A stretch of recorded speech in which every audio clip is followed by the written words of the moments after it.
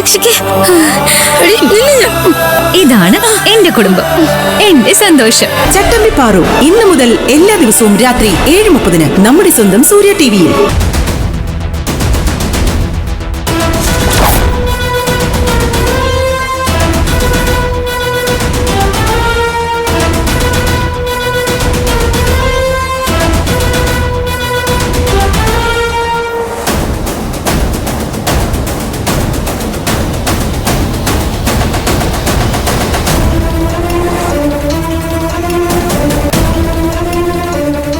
നന്ദിനി, എന്തു പറ്റി? ആരാ നിന്നെ ഉപദേശിച്ചേ?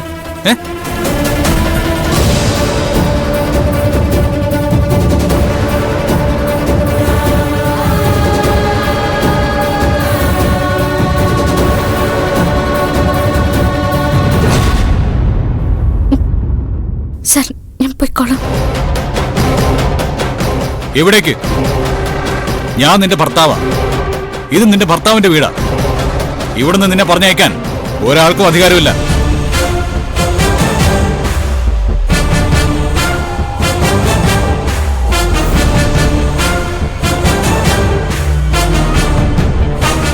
പറ, ആരാ നിന്നെ പിടിച്ച് വെളിയിലേക്ക് തള്ളിയത്?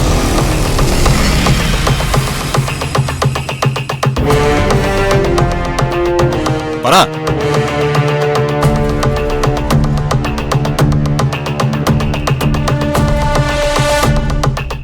ഈ കൂട്ടത്തിൽ ആരാ എന്റെ ഭാര്യ തൊട്ടത്?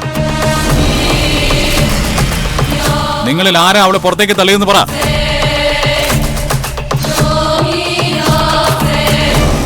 നോക്ക്, ഞാൻ താലി കെട്ടി ഇവൾ എന്റെ കൂടെ ഈ വീട്ടിൽ താമസിക്കും. അത് കണ്ടു നിൽക്കാൻ ബുദ്ധിമുട്ടുള്ള ആർക്കായാലും ഈ നിമിഷം ഗേറ്റ് വിട്ട് പുറത്തു പോവാം.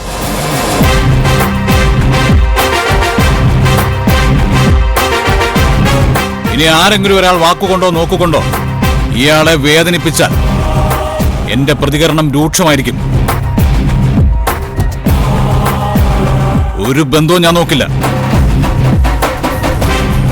വേണ്ട സർ, വേണ്ട.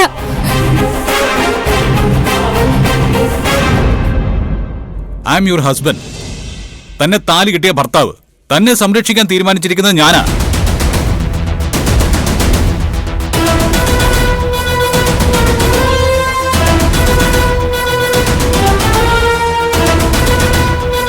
എന്താണോ ആ ബാഗ് എടുത്ത് അകത്തേക്ക് വെക്കാൻ പ്രത്യേകം പറയണോ? എടുത്തോളാം സാർ.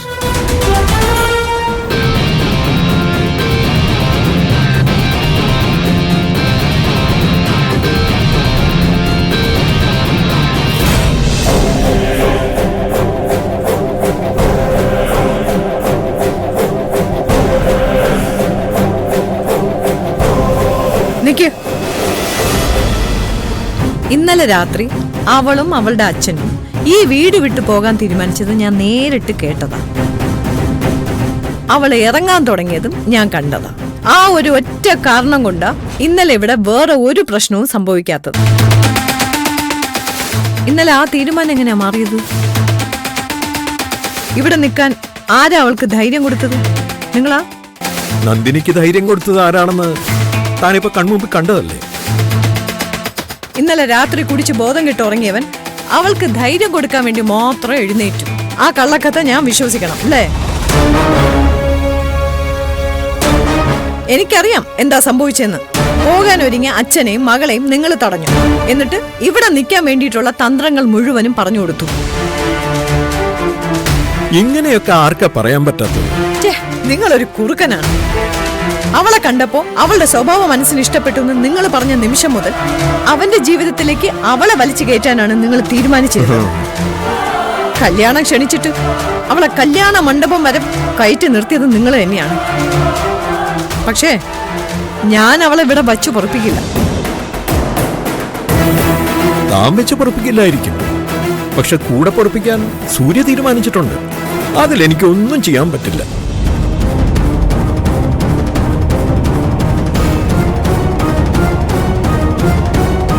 കൊല്ലേണ്ടി വന്ന കൊല്ലണം, അല്ലാതെ അവളെ ഇവിടെ വഴിക്കാൻ തീരുമാനിച്ചിട്ടില്ല പത്മ.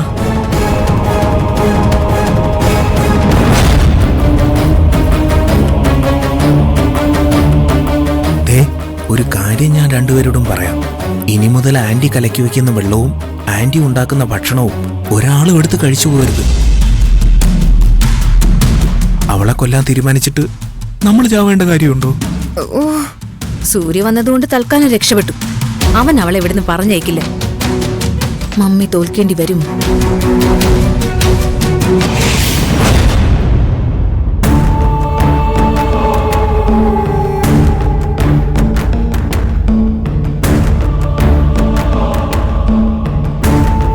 ഏയ് രാജുട്ടാ, എന്താ സാറേ? എവിടെ പോന്നു? ഞാൻ ആ കട വരെ പോവാ സാറേ. ആ, ഇങ്ങോട്ടൊന്ന് കയറുവാ. വാ. ശരി സാറേ.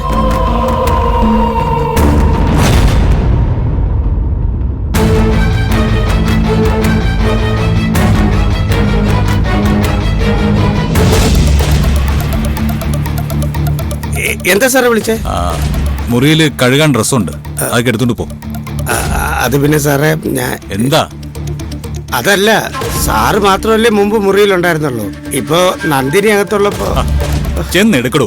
അയാളിപ്പോ ഈ വീടിന്റെ ഭാഗമല്ലേ? ആ പോ. ശരി സാർ. ആ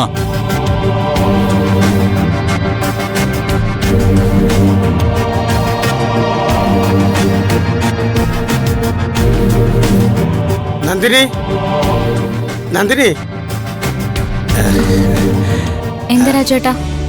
അല്ല, സൂര്യ സാറിന്റെ ഡ്രസ്സ് കഴുകാനിട്ടിരുന്നു. ആ, ഞാൻ എടുത്തുതരാം. ശരി.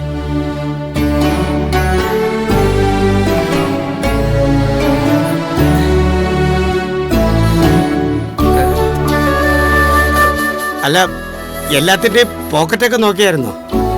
രാജേട്ടനത് സ്ഥിരം ചെയ്യുന്നല്ലേ, പിന്നെന്തിനാ? ഇപ്പോഴേ അങ്ങനെ അല്ലല്ലോ.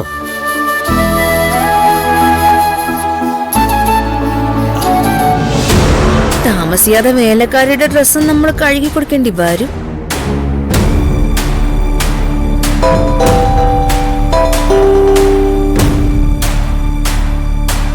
ഹലോ,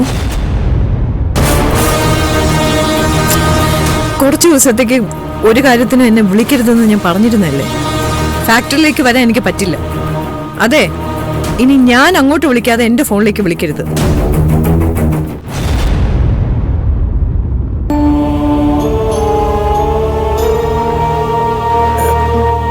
ഇത്രേ ഉള്ളൂ. ശരി.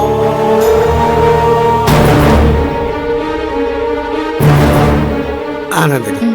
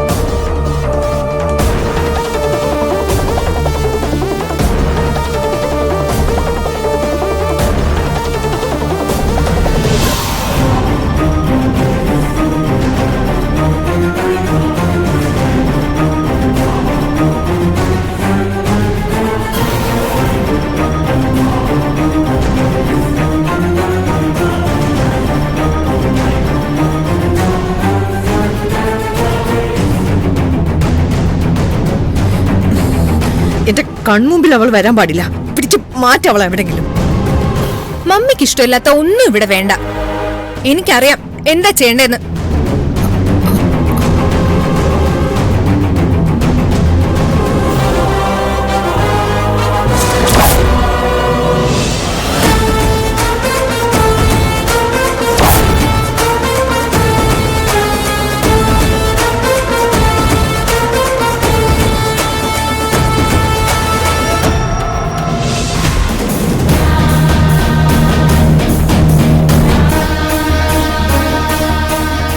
എന്താടി? ഒന്നുമില്ലേട്ടാ, പിന്നെ നീ എന്താ അത്ര തിടുക്കത്തില്? ഒരു കോഫി ഇടാൻ വേണ്ടിയാ. എങ്കിൽ പോയിട്.